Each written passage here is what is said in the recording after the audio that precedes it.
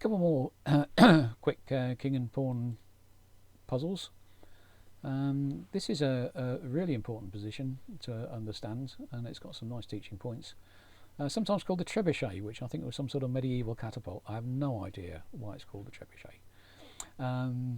And whoever moves wins. Hurrah!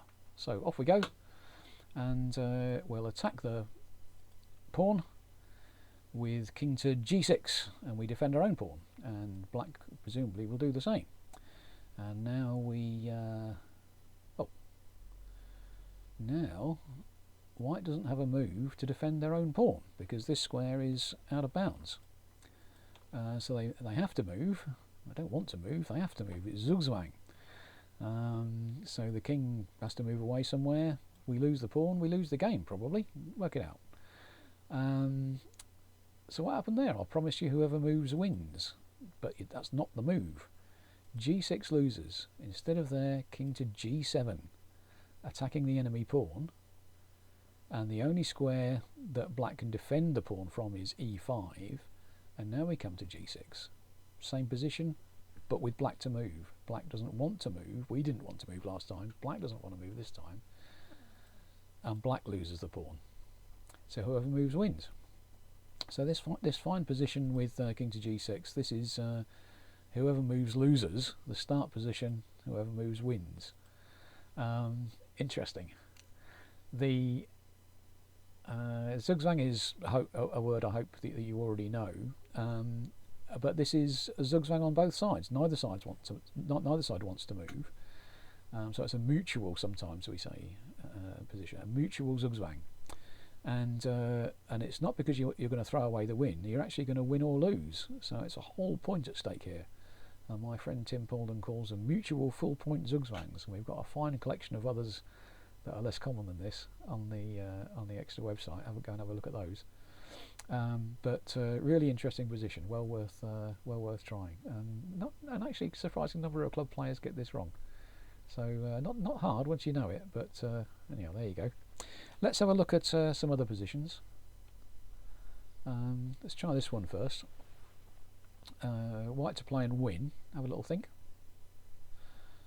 And if you're back, we'll head off to go and find the pawn.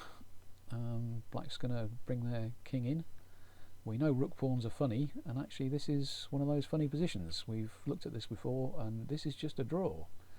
So white to play and win. Well, king to c7 wasn't the answer. The answer is king to c6, which keeps the black king out of the way. We've seen this in lots of positions. So we're keeping the black king out of the way. King to b4 is as good as anything. King to b7 takes, and we're there. Okay, nice example there.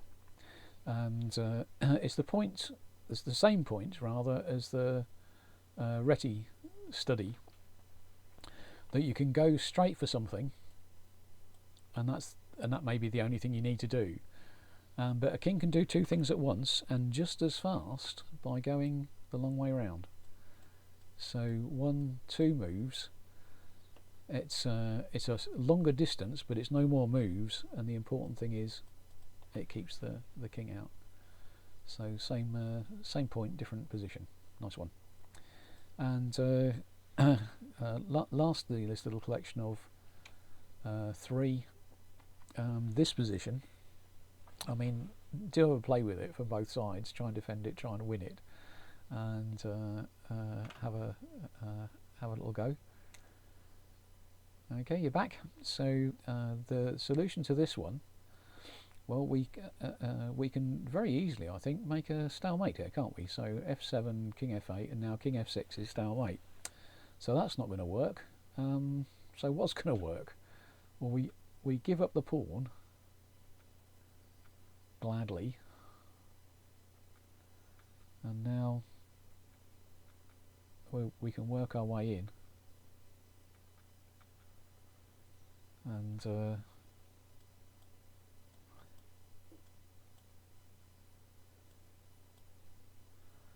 what's the best way to go here?